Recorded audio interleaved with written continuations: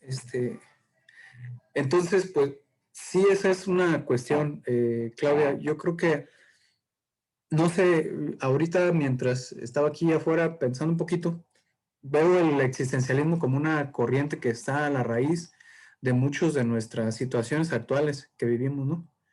A lo mejor mucho de eso, de lo que ahí viene, nos es muy familiar porque puede ser que tiene que ver con el, digámoslo así, a veces utilizamos esta palabra, ¿no?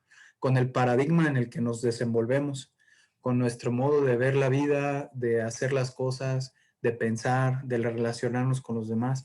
Entonces puede ser que el existencialismo a veces está en esa raíz de estos planteamientos, no de manera completa, porque ciertamente hace mucho tiempo que estas ideas se vertieron, pero sí algunas cuestiones, sobre todo la valoración del individuo concreto, particular, su intención, sus intenciones, sus deseos, sus sueños, sus experiencias, su libertad. Creo que eso sí está ahí detrás de estos planteamientos existencialistas, ¿verdad? Entonces, tal vez ahorita vamos a seguir profundizando en esta línea, ¿no? Y para decir, bueno, aunque hay existencialismo, puede haber metafísica del sujeto humano, es decir, puede haber cosas que el ser humano tiene y que comparte con los demás. No necesariamente todo es individual y el sujeto o formamos parte de una misma especie y tenemos una naturaleza humana también como seres humanos, y hay derechos que nos corresponden, o al menos eso es lo que se ha planteado en el ámbito social, y también hay obligaciones, ¿no? En términos de derechos humanos, de normas, de leyes que hay que seguir. Entonces, sí, el existencialismo estuvo por ahí muy fuerte, pero ahorita ya estamos post del existencialismo, ¿verdad? Estamos un poquito más adelante, ¿verdad? Entonces, yo lo veo así como un poquito ahí tomar, sí, valorar estos aportes, pero a la vez también tomar un poquito de distancia y ver qué es lo que se ha hecho más adelante después del existencialismo, ¿no? Entonces sería como una especie de esfuerzo que pues vamos a tratar de ir entrando a partir de esta siguiente semana que viene, ¿verdad? Y veremos más otra corriente importante que es la fenomenología también, eh, que es una filosofía muy importante de este siglo XX y que viene precisamente como a revalorar la razón humana, la capacidad que tiene el hombre para conocer con verdad y de manera unívoca o de conocer el ser de la realidad, ¿verdad? Y ese pues no es como que tan movible, tan variable, sino que hay algo que pertenece en las cosas.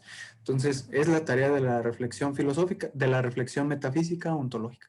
¿Bien? Pero no quiero profundizar tanto, pero igual son como solamente ideas que me vienen ahorita a propósito de la pregunta que Claudia hizo.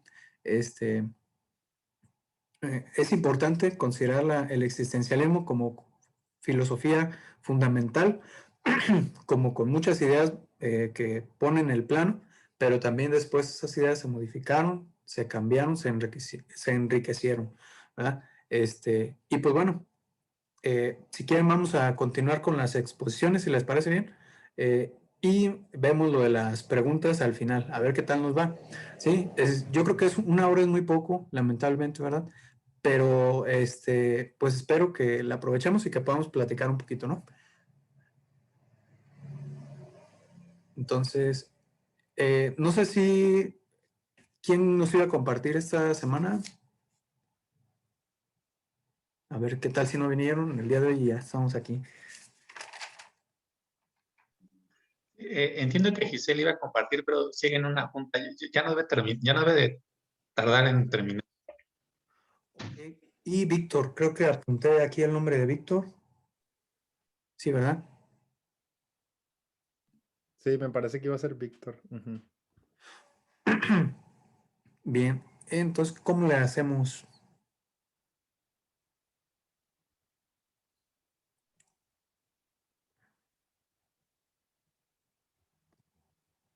Claudia.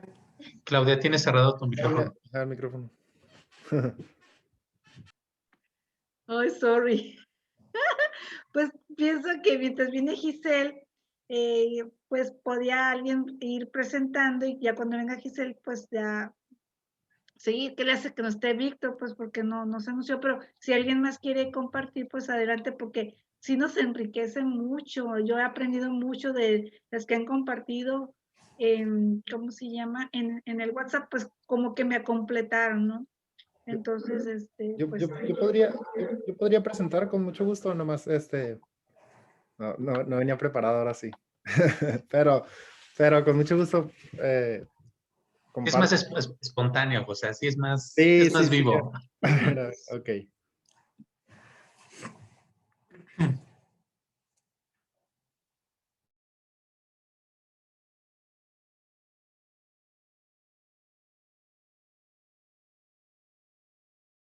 Ok, nomás voy a abrir el archivo.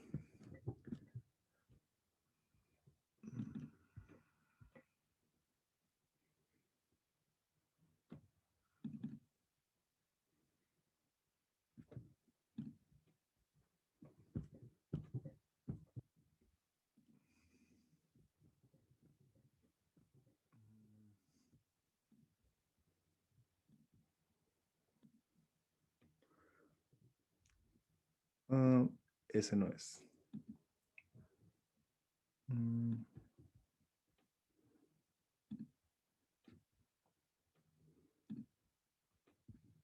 mm, sigo abriendo el equivocado.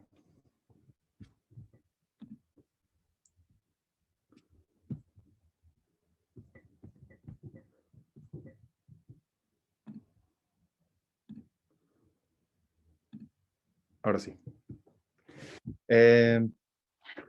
¿Sí lo están viendo? Sí, ok.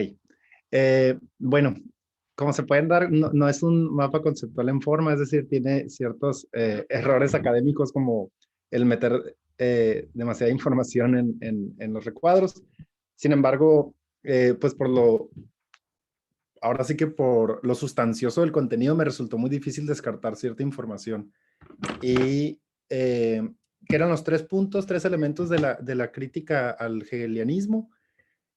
Uno de ellos, la irreductibilidad del individuo de Kierkegaard. Voy a omitir mencionarlo, pero pues aquí está el de en medio. Y el último, la inversión materialista y atea de Hegel. Bien, ¿algún planteamiento de Kierkegaard en esta cuestión de la irreductibilidad del individuo? Me llamó la atención la experiencia de Kierkegaard. Yo he leído un poco de Kierkegaard, no he leído mucho. Sin embargo, creo que la experiencia de vida de Kierkegaard, sus datos biográficos, influyen muchísimo en su forma de percibir el mundo y de percibir el cristianismo. Y me llama la atención porque su experiencia de fe, el único de sus libros que he leído de Temor y Temblor, que su experiencia de fe es hasta cierto grado trágico. Y, y creo que la tragedia con la cual interpreta el cristianismo y al individuo cristiano es precisamente por su interpretación de lo que significa la iglesia. Eh, por ejemplo, uno de los puntos que aquí tratados, la visión teológica que plantea, la visión teológica cristiana en relación a la categoría individuo. Kierkegaard plantea que cualquier característica aplicable a todos los hombres queda sin valor en cuanto se trata de la existencia esencialmente individual. Como que su conflicto principal es con la idea como la idea comunitaria de la fe. Creo que es un aspecto interesante que tiene muchas cosas que nos puede decir.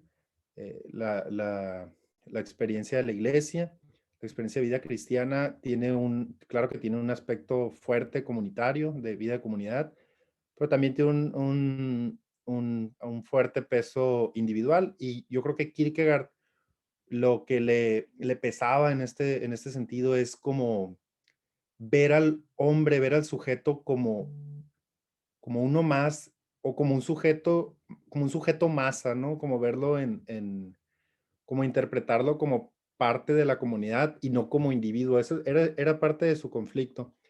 Y bien, en relación con Hegel, pongo ahí en la última parte, que es la existencia global versus la existencia individual. Me parece que Kierkegaard estaba como impregnado del individualismo como interpretación filosófica. Le pesaba mucho esta idea de ver al hombre como ser social. Sin embargo, también uno de los textos mencionaba que también Kierkegaard no se trataba de que fuera un antisocial, simple y sencillamente no quería que se redujera esta idea del individuo a la lectura solamente colectiva. Eh, por otra parte, la, la segunda palabra, que no sé cómo, eutontimorúmenos, eso. El hombre construye, su existencia sobre dos pilares. Una, la satisfacción de los deseos individuales y la otra, la sociabilidad. Creo que aquí como que ya complementa un poquito lo que venía diciendo de Kierkegaard con el sufrimiento, pero ahora Schopenhauer, pues su característica principal, ¿no? La idea del sufrimiento, del dolor, del terror, de todo lo que pudiera resultar a lo mejor negativo, una lectura pesimista de Schopenhauer. Entonces dice que la vida es sentida implacablemente como dolor, como sufrimiento, y a más vida, más voluntad y más dolor. Entonces, pues es bien característico, ¿no? De Schopenhauer. Toda fuga del dolor lo aumenta, es la evidencia trágica por la que el hombre nos aparece como y ahí viene la palabra medio extraña, verdugo de sí mismo, autoagresor. Es decir, en la medida que el hombre va fugándose del dolor, como que todavía más se involucra en en ese dolor del cual huye. Y por otra parte, la inversión materialista y atea de Hegel en Feuerbach me llamó mucho la atención. De hecho, creo que fue el texto que más me gustó de los tres los tres muy buenos, pero particularmente me gustó mucho porque realmente nunca había encontrado como un texto que explicara también el ateísmo de Feuerbach. Creo que hemos escuchado en muchas ocasiones la frase la frase famosa de Feuerbach de que el hombre no está hecho a imagen y semejanza de Dios, sino Dios está hecho a imagen y semejanza del hombre, ¿no? Como tratando de explicar Feuerbach que el Dios es una creación del hombre. Y entonces esto lo explica perfectamente bien porque Feuerbach lo que hace más que negar a Dios es reivindicar al hombre. Eso es bastante interesante. Más que negar la existencia de Dios, que claro, lo niega, como que trata de hecho aquí en el último parrafito lo menciono, Feuerbach afirma, yo niego solamente para afirmar, niego el fantasma de la religión solo para afirmar el ser real del hombre.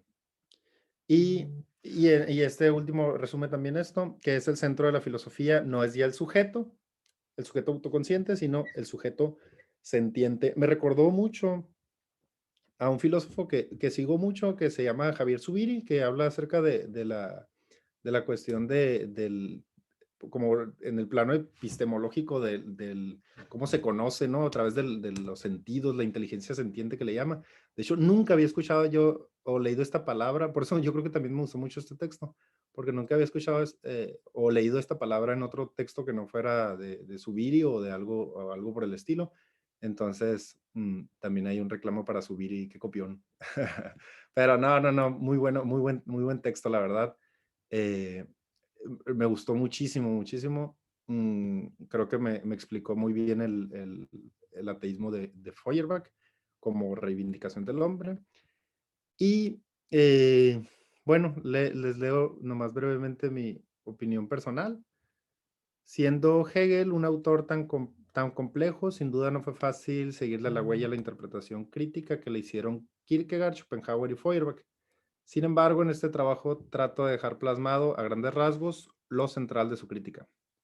Llama mi atención particularmente el pensamiento ateo de Feuerbach, pues si evaluamos los principales autores del ateísmo de hoy en día, como Dawkins o Hitchens, vemos cómo estos toman como base intelectual el pensamiento de Feuerbach, claro, de una forma menos filosófica, más pragmática y sencilla. Sin duda, son críticas válidas al hegelianismo. Muy interesante, por ejemplo, la idea de la irreductibilidad del individuo, pues en cierto modo hay aspectos que sí son rescatables de su planteamiento y no se puede restar validez. Cabe remarcar que en la lectura que hace Kierkegaard del cristianismo, no podemos dejar de lado la fuerte influencia que tuvieron sus experiencias de vida en la forma en que él interpretó el cristianismo. Y pues realmente mis fichas bibliográficas trataron simple y sencillamente de los textos en los cuales pues nos dieron como recursos. Y por mi parte es todo. Y ya se me está...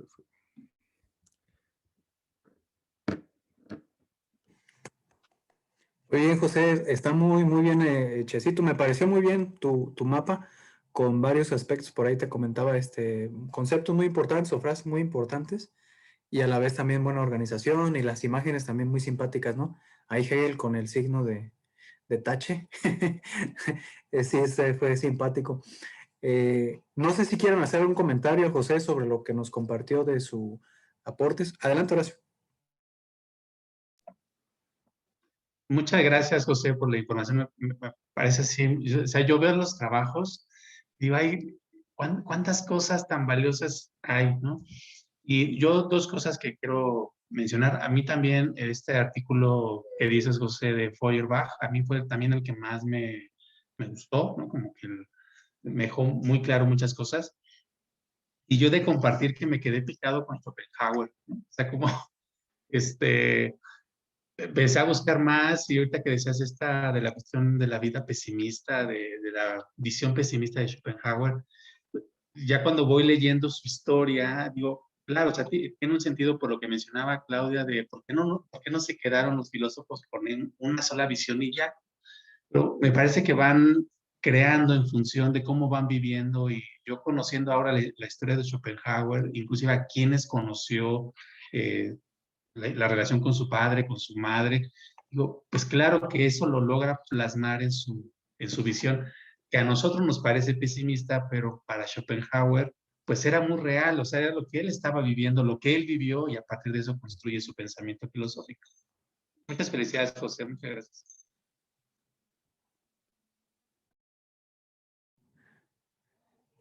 Sí, me parece a mí también muy importante, sobre todo esta parte de la voluntad, ¿no?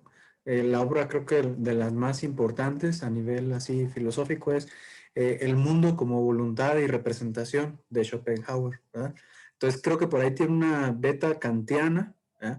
Eh, retoma los desarrollos de Kant y pone como la voluntad humana la que da sentido a las cosas, ¿no? La que crea o genera el número de la realidad que en Kant parecía como vedado, ¿no?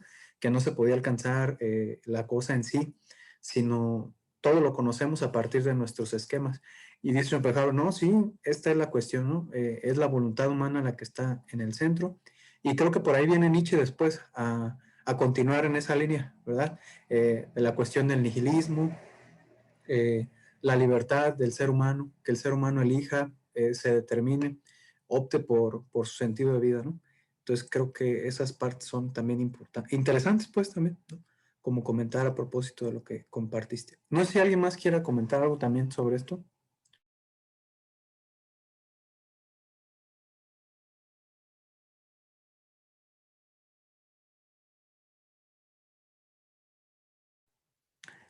Bien, ¿qué les parece si ya bienvenida Giselle, buenas noches?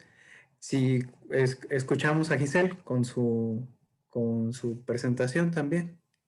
Ok, gracias. Una disculpa, pues bueno, se me complicó a la mera hora, tenía una junta y no terminábamos.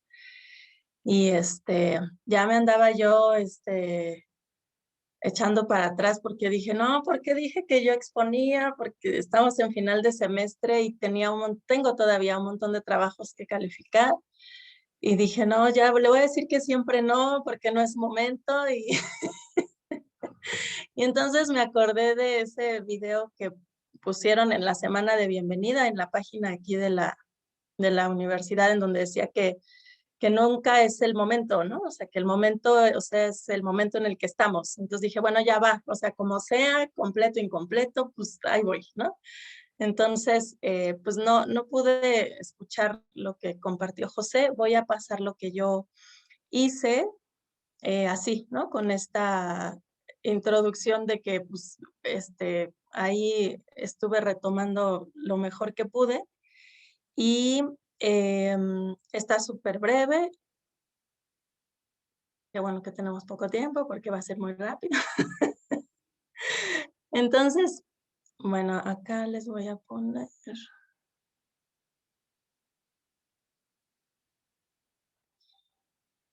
Bueno,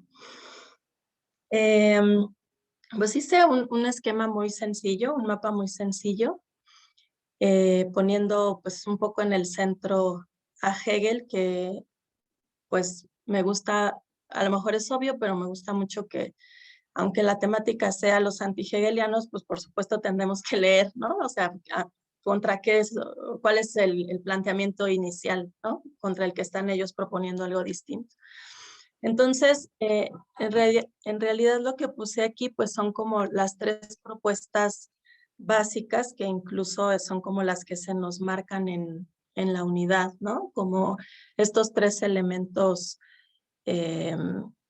como ideas básicas, y la primera de ellas pues es esta de la realidad como un espíritu infinito, ¿no? Que es pensamiento y que es algo que se genera y que es diferente al ser sustancia, ¿no? Al ser una realidad mirada como algo solidificado. Entonces, bueno, Hegel plantea que esta realidad vista como un espíritu infinito es algo que se autogenera, ¿no? Que va generando su determinación y que la va superando, y él habla, no sé si esto ya lo comentaron, pero como de un círculo, de una espiral, ¿no? En donde el principio y el fin coinciden, cosa que me parece muy interesante, ¿no? Como no mirarlo como algo lineal, sino justamente como en este entramado de donde está el principio, está el fin, ¿no? En esta espiral. Como mirándolo así, como una actividad y un proceso inacabado. Con respecto a la dialéctica, bueno, pues lo plantea como un procedimiento para desarrollar el saber filosófico, y con estos 3 momentos que pues me parece que podemos conocer muchos, ¿no? De la tesis, la antítesis y la síntesis, y que aterriza después en su filosofía del espíritu, ¿no? O sea, es como aplicar la dialéctica a la filosofía del espíritu, en donde dice, por ejemplo, que la tesis podría entenderse como el espíritu subjetivo, o sea, esta parte del individuo. La antítesis, el espíritu objetivo, que tiene que ver con esta mente encarnada en este sentido de las instituciones o de lo social. Y después, como la síntesis lo plantea como un espíritu absoluto, reflejado entonces en estas otras como la religión, el arte y la filosofía. Y me parece muy valioso como esta intención de comprender la totalidad en su conjunto, ¿no? O sea, a partir de estos 3 momentos, como una forma suprema del conocimiento, en esta intención de que se eleve la filosofía al rango de ciencia, ¿no? O sea, como tratando de garantizar un conocimiento científico. Y me gusta mucho cómo va más allá de la oposición, perdón, ¿no? O sea, no es que la síntesis sea la oposición de la tesis, sino cómo lograr justamente una integración de estas 2 ideas que de principio pueden parecer opuestas, ¿no? Y finalmente, pues esta idea del elemento especulativo, que tiene que ver justo, ¿no? Con captar la unidad de las determinaciones o de estos opuestos, y que tiene que ver más bien con conservar más que con quitar o suprimir algo, ¿no? Sino con conservar, tratando de captar lo absoluto y la dinámica de la realidad, ¿no? Entonces, bueno, hasta ahí como con las ideas muy, muy generales de Hegel. Ay, perdón. Y después, bueno, pues estos dos autores antihegelianos, que en la parte central puse los elementos que en el texto venían como elementos que como antihegelianos compartían, ¿no? Y ya después hablar de uno y de otro autor. Entonces, aspectos generales de ambos, pues es que desmienten esta lógica de un sistema, ¿no? Que desconfían justamente de este elemento epistémico.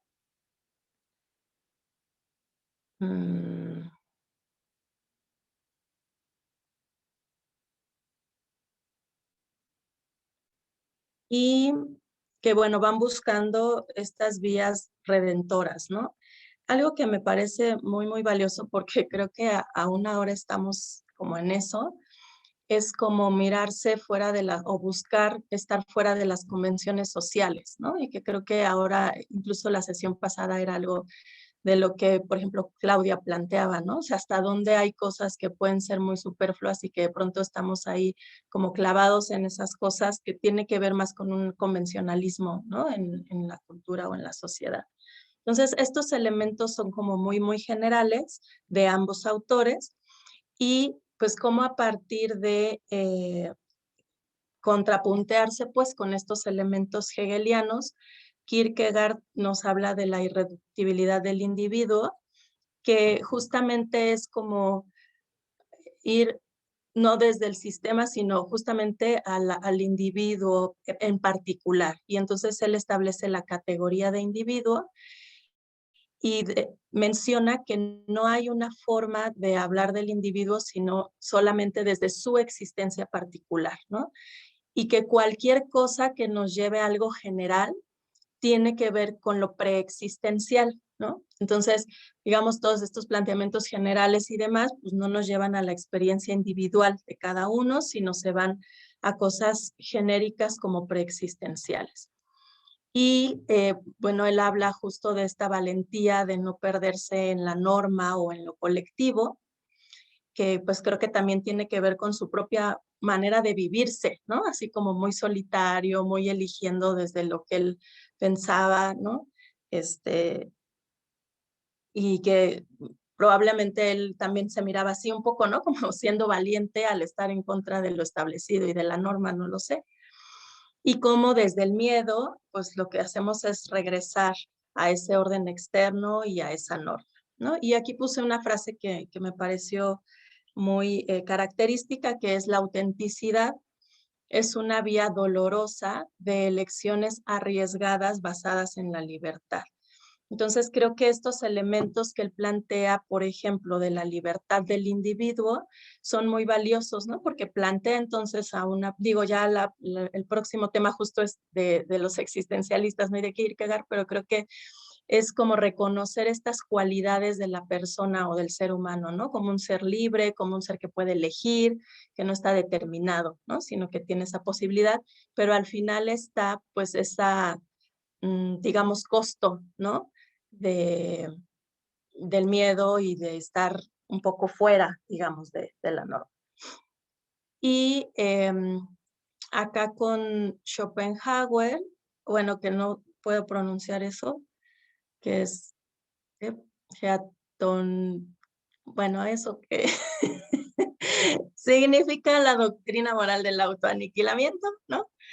Y que finalmente pues tiene que ver con aproximarse de una forma no intelectual a la vida moral, ¿no? O sea, es como el planteamiento también, como decían, a lo mejor muy pesimista, ¿no?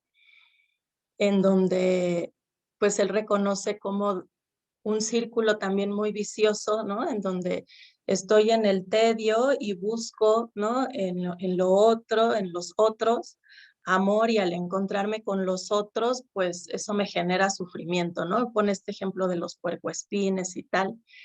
Y es como si no hubiera manera de satisfacer esa voluntad, ¿no? O sea, esa voluntad del deseo, de querer estar afuera, y no hay manera, ¿no? Me parece, desde lo que entendí, como de liberarnos de esa necesidad, ¿no? De estar, y cuando logro satisfacerlo, pues salgo herido, ¿no? Entonces, plantea este sufrimiento como una estructura crucial y dominante ante la vida, ¿no? O de la vida. Y algo, bueno, yo pues desde mi formación como psicóloga que me llamó mucho la atención es esto de poner en el centro lo reprimido o lo negado, ¿no? Porque pues de ahí justo sale mucho el planteamiento psicoanalítico de Freud, de cómo esa es una parte central, aquello que estoy negando de mí o aquello que estoy reprimiendo de mí, y pues cómo tiene antecedentes tan anteriores como en este autor. Y en ese sentido, pues él plantea que la única manera de liberarnos de esta voluntad es la razón, ¿no? Y ahí pone tres maneras, que puede ser la contemplación, el desapegarse de la vida o la noluntad, ¿no? Que es como un término opuesto a la voluntad, entonces es la noluntad. Y bueno, pues desde ahí él va como promoviendo, y dice ahí, inaugura la metodología de la sospecha, ¿no? Y pues penosamente hasta ahí me quedé, ya no leí el otro texto, me quedé aquí en estos dos autores, y bueno, estos tres, ¿no? Y bueno, les comparto lo que yo ponía como opinión. Ponía esto de, me parece sorprendente el impacto de las aportaciones de Hegel sobre la dialéctica, incluso en el momento presente, ¿no? O sea, cómo sigue siendo tan vigente este asunto de la tesis, la antítesis, la síntesis. O sea, que académicamente está en las aulas eso, ¿no? O sea, se enseña actualmente. Digo, pues, ¿cómo puede ser con tantos años de diferencia? Y después, bueno, a mí me hace mucho sentido personalmente esta comprensión de la totalidad en su conjunto a partir de disolver los opuestos, ¿no? O sea, insisto, también tiene que ver pues con lo que trabajamos en la psicología, como en esta posibilidad de superar las oposiciones o los opuestos en la persona, ¿no? Y mucho lo que trabajamos es, pues a ver, no eres totalmente bueno y no eres totalmente malo, ¿no? O sea, es como una combinación de cosas, y desde ahí a mí me hace mucho sentido esto, que tiene que ver pues con el elemento especulativo. Y yo ponía ahí, que no sé si estoy bien o no, pero a mí de pronto me brincaba como la estructura de cómo vamos construyendo el conocimiento en este diplomado. Me parecía también un ejemplo de eso, ¿no? O sea, es como leemos de la modernidad y luego leemos de la antimodernidad, y luego, bueno, hay autores, ¿no? Como Dussel, que habla de la transmodernidad. Entonces, no es ni la tesis ni la antítesis, sino una síntesis, ¿no? Que promueve elementos novedosos y distintos. Y lo mismo en la sesión de ahora, ¿no? O sea, está Hegel, luego los anti-hegelianos, y luego cómo surgen los existencialismos de ahí. Entonces, ahí me parecía, no sé si esa lógica que yo veo sea una lógica que está en el diplomado, pero a mí me hacía sentido un poco desde ahí, ¿no? Después, con respecto a Kierkegaard, pues yo ponía que me llama profundamente la atención esta visión sobre la autenticidad, ¿no? Como una vía de elecciones basadas en la libertad. Y al mismo tiempo, pues me genera la pregunta, o sea, si realmente es posible no perdernos en la norma o en lo colectivo, ¿no? Porque de pronto yo digo, ok, o sea, a lo mejor cuando decido no seguir la norma, me convierto en un colectivo de los que decidimos no seguir la norma, ¿no? Y entonces estoy en otra colectividad. Ajá, entonces, bueno, ahí yo pues nada más me dejaba la pregunta ahí, ¿no? Como si tal vez eso fuera más bien una utopía que algo que pueda ocurrir realmente, ¿no? De no perderme en lo colectivo. Y bueno, con respecto a Schopenhauer, yo ponía que sí considero, otra vez desde esta visión de la psicología, que el dolor y el sufrimiento muchas veces nos sirve para encontrar significados y aprendizajes de la vida, ¿no? No porque estén dados por sí mismos, o sea, no creo que solo por estar viviendo una situación dolorosa me lleve necesariamente al aprendizaje. Creo que eso es algo que yo tengo que generar, ¿no? O sea, de esta vivencia dolorosa, entonces puedo provocarme un aprendizaje sobre esto, ¿no? Y pues hasta ahí mi opinión. Igual, pues solamente tengo la bibliografía que está ahí puesta y los videos que me doy cuenta que me ayudan mucho también, ¿no? Como desde las voces, por ejemplo, de Sabater y demás, creo que voy aterrizando conceptos que a lo mejor en la lectura de pronto me van costando trabajo, y creo que los videos me doy cuenta que la vez pasada y esta me han ayudado a aterrizar los conceptos. Y sería todo.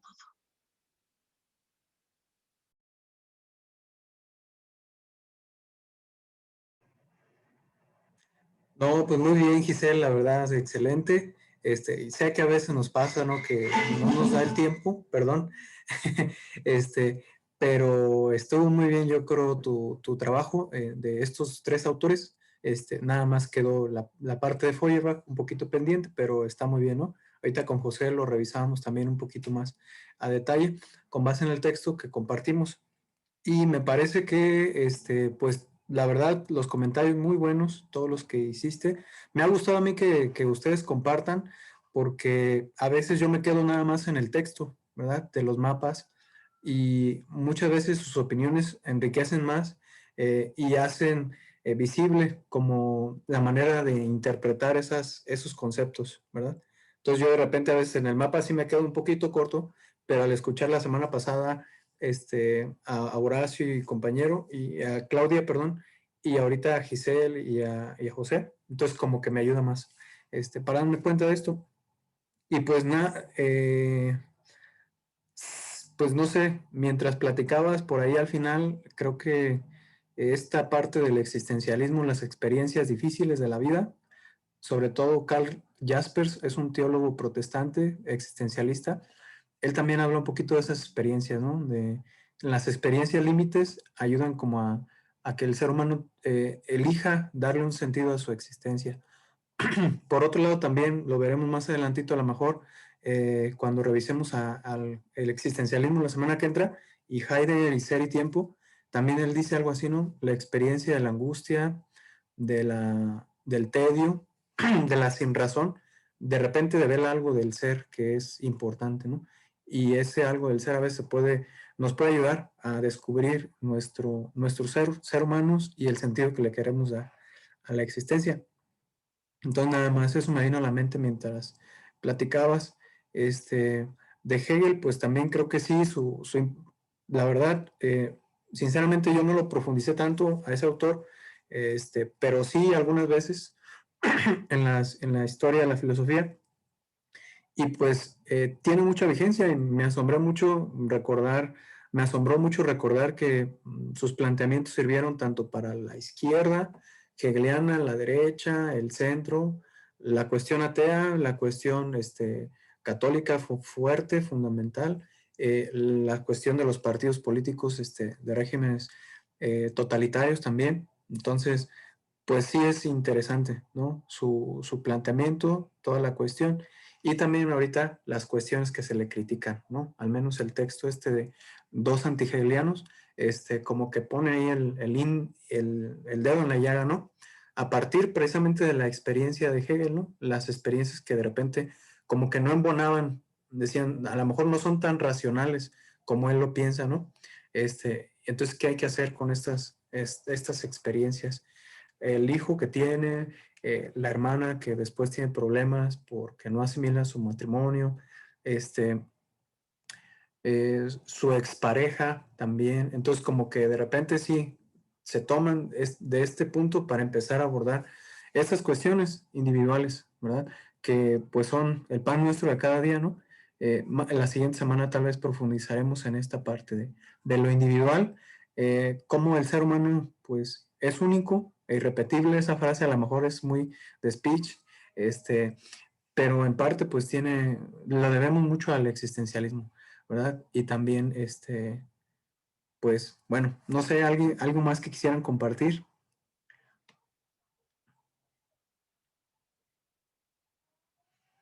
Que les haya llamado la A atención, mí, Giselle. a mí José, adelante. personalmente me gustó mucho, ahorita que compartía Giselle, me llama mucho la atención el enfoque por su experiencia en la psicología. Creo que se ve reflejado pues, en cada uno de los compartimientos, ¿no? Ahora sí que la disciplina con la cual uno se siente más familiarizado pues es bien enriquecedor pues escuchar una experiencia o la visión de alguien versado en otra disciplina, pues que complementado con la filosofía, pues no, es una maravilla, la verdad.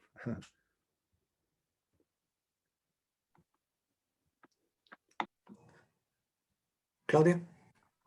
Sí, pues sí que a mí también me gustaron ambas, tanto la de José como de Giselle, ¿no? Y el enfoque que le da a Giselle, pues me fascinó porque el enfoque psicológico, pues no lo había tomado en cuenta, hice mis apuntes ahí, lo que con Freud se converge, ¿no? Del centro, lo que se niega, y me gustó mucho cómo termina su opinión, ¿no? De la vivencia dolorosa también puede generar, porque nadie estamos exentos de sufrir, de enfrentarnos a una situación dolorosa, pero ¿cómo vamos a reaccionar? ¿Qué nos va a generar? Si vamos a tener crecimiento o nos vamos a hundir. Entonces, pues, salir adelante, pues eso, qué bonito. Me gustó, se me hizo hasta motivador, no sé, me gustó mucho y también la de José, muy claro, muy conciso, como que de repente me hizo clic algunas ideas que yo traía por ahí perdiditas y ya como lo puso José, pues dije, ok, está bien, así, ¿no? Entonces, no, yo estoy aprendiendo mucho de ustedes, yo les agradezco que lo compartan y estoy muy agradecida por eso, porque estoy aprendiendo mucho de tanto conocimiento tan rico que tienen y que comparten con un dominio, con una naturalidad, pues que les agradezco mucho, ¿verdad? Adelante. Bien. Carlos, Madre Gloria, Ballet, ¿qué les parece?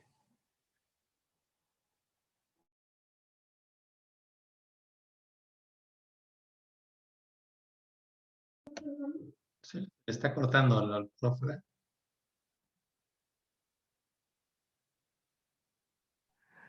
Les preguntaba a Carlos, a Madre Gloria y Ballet si querían compartir algo de lo que les ha venido a la mente durante estas exposiciones o ahorita concretamente lo que nos compartió Giselle también.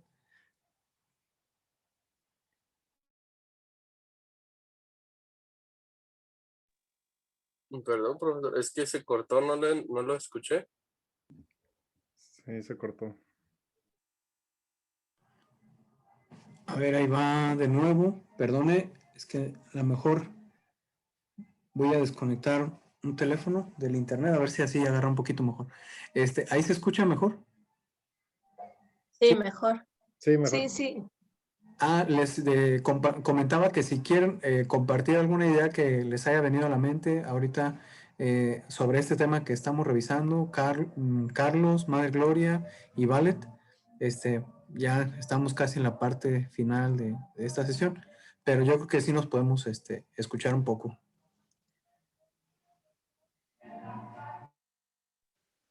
Sí, curiosamente lo que yo ponía en mis opiniones personales es que, ¿cómo es que esta crítica a Hegel que hacen esos tres autores viene de hasta cierto punto a confirmar su epistemología de la dialéctica? Porque Hegel vendría siendo la tesis y ellos la antítesis, y los autores posteriores que vienen a estos tres autores, pues serían la síntesis. Entonces, estos autores que vuelven una síntesis son la tesis y se vuelven los autores posteriores a ellos la antítesis y así se va haciendo una cadenita, ¿no? Entonces, lo que yo ponía era que precisamente es este gran aporte de Hegel de la dialéctica lo que lo hace trascendente para la filosofía y para todas las formas de conocimiento, porque al final de cuentas esa es la forma de construir el conocimiento. O sea, planteas una hipótesis, planteas una idea, la contrastas con otra, la analizas, la confirmas y bueno, ya te dan los resultados. Posteriormente viene alguien más, no sé, contrapone tu idea con otra y se va perfeccionando el conocimiento. Entonces, yo creo que esa es la base de, pues, de todo conocimiento, que va evolucionando y se va perfeccionando. Bueno, ya aterrizándolo incluso a la parte, pues, jurídica, que es con lo que yo estoy familiarizado, es precisamente también esta idea de que dentro de la concepción del derecho, la ciencia jurídica, pues está, por ejemplo, el justnaturalismo, ¿no? Que nacen los derechos humanos. Luego se contrapone el justpositivismo, que, pues, digamos, no está muy de acuerdo con el justnaturalismo y se va más a la lógica propia del derecho, al propio sistema jurídico hacia adentro, no hacia afuera, es decir, como una teoría pura, que era lo que Hans Kelsen proponía, ¿no? Una teoría pura del derecho. Y es como esta constante pelea entre el justnaturalismo y el justpositivismo, después de un justnaturalismo un tanto muy trascendental que se vino gestando dentro del seno de la iglesia, a partir de la conquista. Luego se impone el justpositivismo, pero después de la Segunda Guerra Mundial nos damos cuenta de que ese justpositivismo pues nos llevó a los genocidios, ¿no? Al final de cuentas, los jueces, o sea, una reflexión que hacemos cuando estudiamos el derecho, es que al final de cuentas los jueces, por ejemplo, los jueces nazis, pues estaban aplicando el derecho. Entonces, pues adjudicarles una culpa, pues como si estaban aplicando el derecho que era válido. Entonces, posteriormente a esto viene la otra corriente justnaturalista, que es la que va a contraponer este justpositivismo dañino, pues, o sea, un justpositivismo que no toma en cuenta otras variables más que el del propio sistema jurídico. Y de ahí también nacen otras ideas como el justrealismo, que habla de la validez del derecho, el justmarxismo, por ejemplo. Entonces, es también esta idea de la dialéctica dentro del derecho, ¿no? Entonces, eso es lo que a mí me agrada de Hegel y de los autores, porque, o sea, lo contradicen, pero a la vez sus argumentos lo reafirman, como una dialéctica continua y eterna, por así decirlo. Sí. Bueno, sí quiero, después de saludarles a quienes ingresaron un poquito después, sí, pues justamente de Hegel es de esta parte, ¿no? De afianzar el sentido de la individualidad del ser humano, ¿no? La persona como individuo, hacía, por una parte. Y por otra parte, también me llamó mucho la atención y que yo conocía realmente poco tenía este conocimiento de Schopenhauer, ¿no? Esta parte del autoaniquilamiento del ser humano, cómo es que tendemos como seres sociales, vamos a decir, tendemos hacia el otro, pero llega un momento, o hacia el otro en cuanto a sociabilidad, pero también tendemos hacia las cosas, ¿no? Ahorita me voy hacia el otro como ser sociable. Y llega un momento en que aún a lo que pudiéramos decir en la parte de empatía, llega un momento en que como ser humano se vive aquello que él nombra, ¿no? La parte de los erizos, ¿no? La parte el toque, ¿no? El toque espinoso del ser humano, ¿no? Sí, sí cerca, pero espérate tantito, ¿no? Pero ¿por qué me pasa esto si ayer no, ni antier, ni no? Entonces, pues es esta parte constitutiva de la naturaleza humana que a mí realmente también me trajo a la reflexión en la cuestión total, ¿no? No digo social, digo en el ejercicio diario de la vida, ¿no? Entonces, esta gran afirmación de él y este proceso, cómo la sociabilidad se vuelve un tedio, cómo a veces ese encuentro entre personas es frustrante, aún siendo semejantes, aún teniendo los mismos intereses, en fin. Y y luego también en la parte evasiva, ¿no? Cuando viene la fuga, que te fuga hacia el interior, vamos a decir, cómo al ser humano, a nosotros, a mí, a todos, nos visita el tedio, ¿no? O sea, el tedio, pero es justamente ese encuentro con nosotros mismos, es con mi yo mismo, ¿no?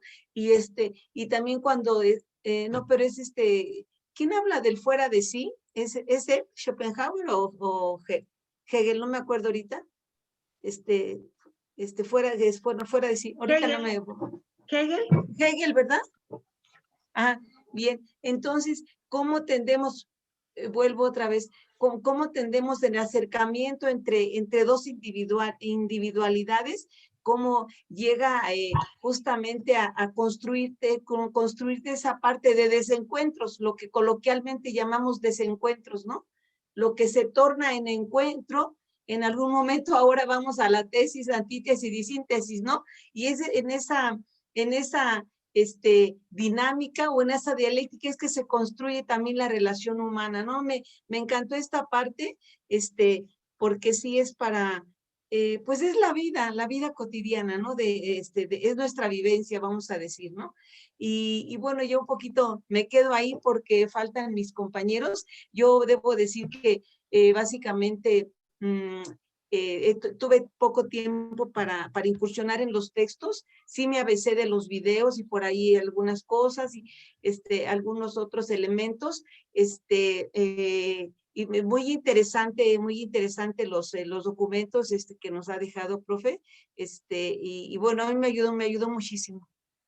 Tiempo me faltó para reflexionarlo, para verterlo en mi documento, tiempo, pues sí, porque hay que procesar mucho, ¿no? Procesar mucho. Y yo realmente, creo que me ayuda en el sentido de que finalmente tiene que pasar por tu vida, ¿no? Es decir, tiene que pasar por la vida, esto que estamos viendo, y a mí esa parte me encantó, y termino diciendo que de verdad el tiempo, es nuestro enemigo, no es enemigo, no, pues no, es nuestro compañero, ¿no? Porque lo vivimos juntos, ¿no? Bueno, pues gracias, adelante. Muchas gracias, madre. Dirá Heidegger más adelantito, el tiempo es el horizonte de comprensión del ser, ¿verdad? Tal vez eso es lo que, con palabras más técnicas, pero es correcto, gracias. Vale, adelante, por favor.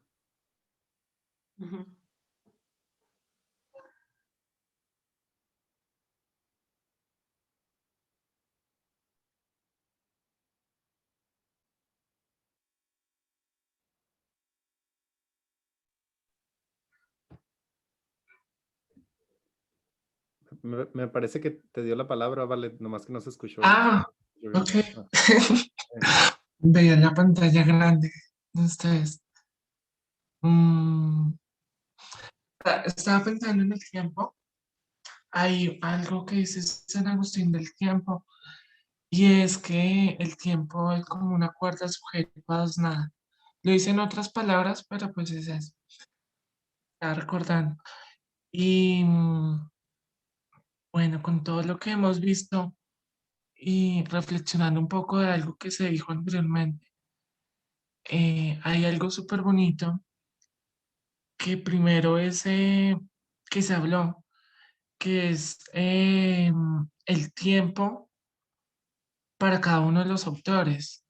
Vemos que Hegel tuvo un tiempo para construirse y para desarrollar su filosofía.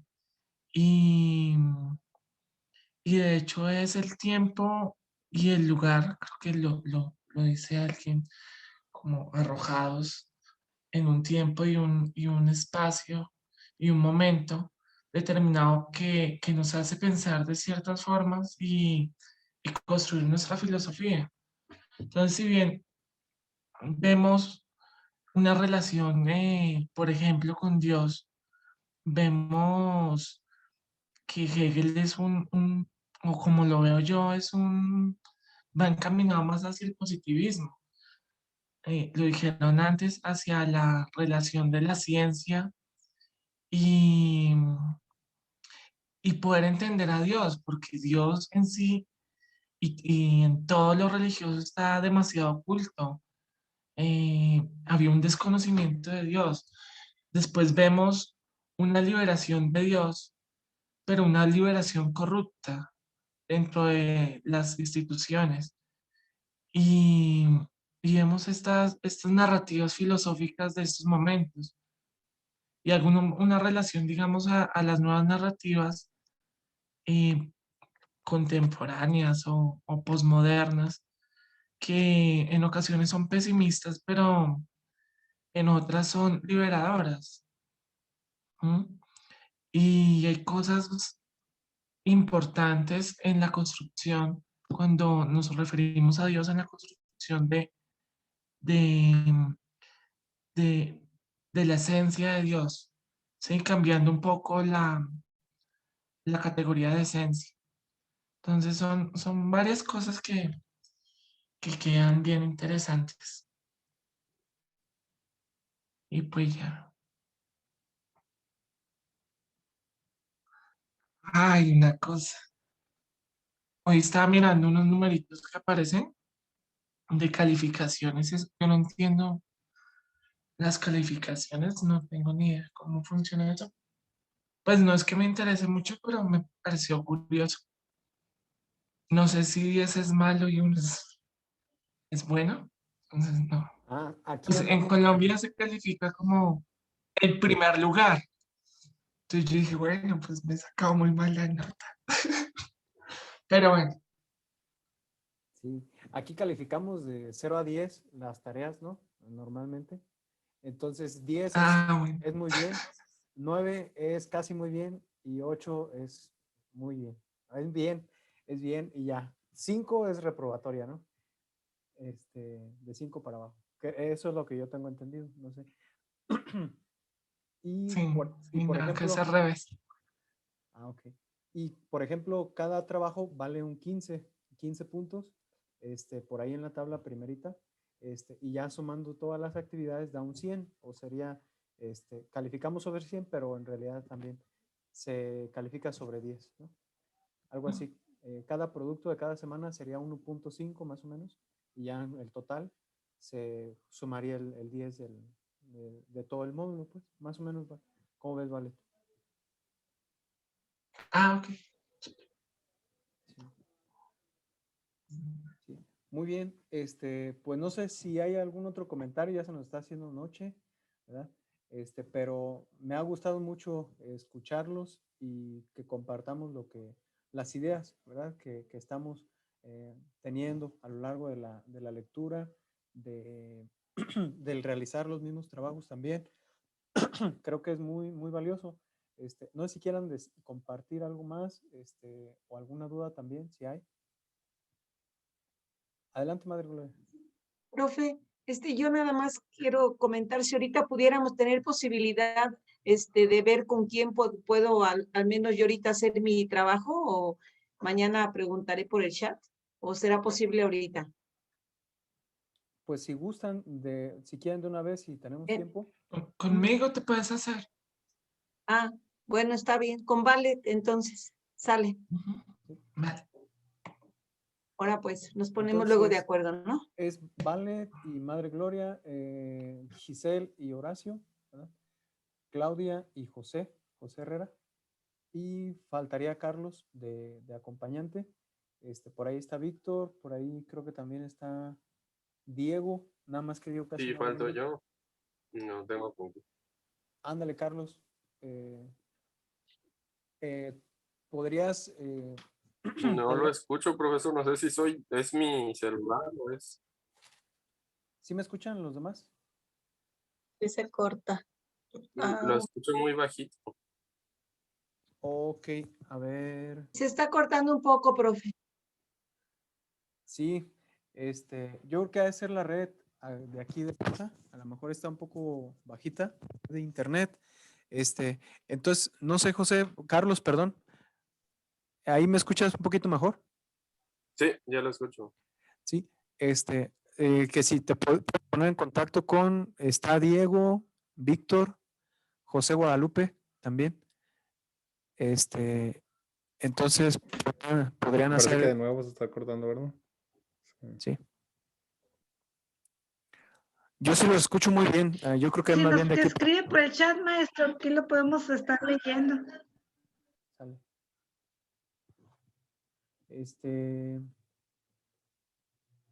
Entonces, Carlos,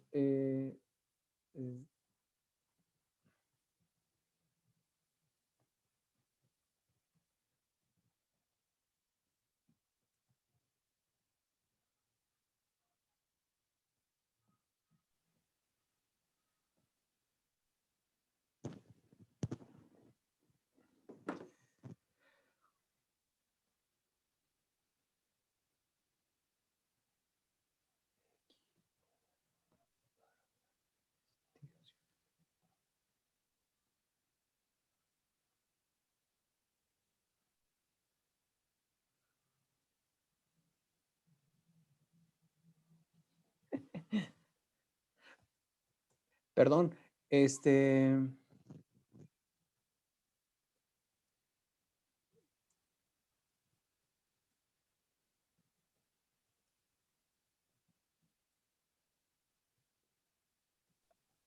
Carlos, lo que pasa es que me lo escribió a mí, yo creo que por error, pero dice, Carlos, te puedes comunicar con Diego, José Guadalupe o Víctor para hacer equipo para la investigación. Supongo que por el chat. Sí, yo creo que ahí en el chat de WhatsApp. Ajá. Ya lo puso acá.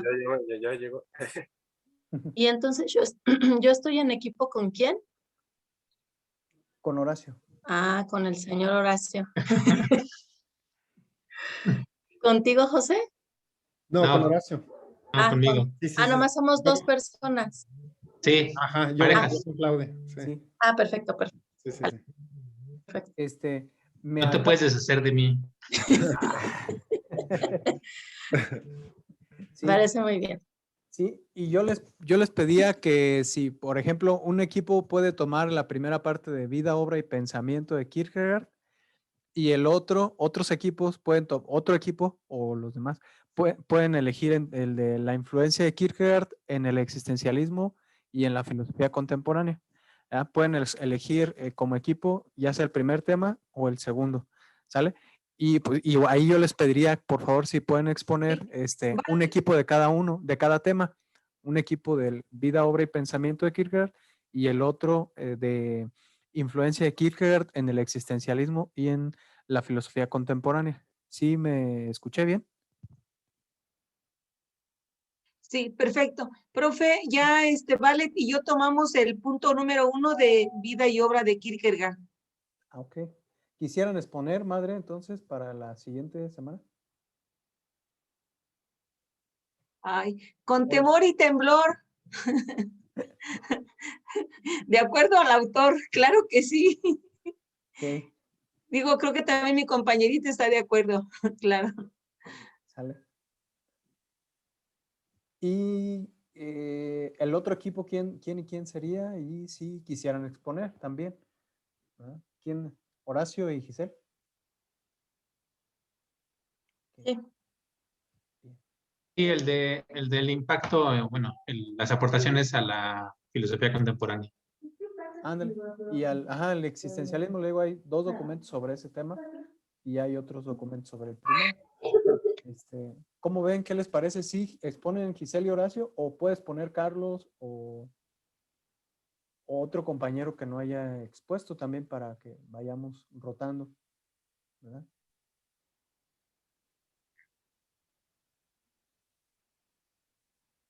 Sí, a lo mejor también estaría bien, ¿verdad? De las personas que no han expuesto. Ándale, para también que no sientan así la presión de que voy a exponer y así. Si nos puede echar la mano Carlos y su compañero, tal vez, ¿verdad? O José y... pero Claudia ya expuso también y hoy José expuso también, ¿verdad? Ajá.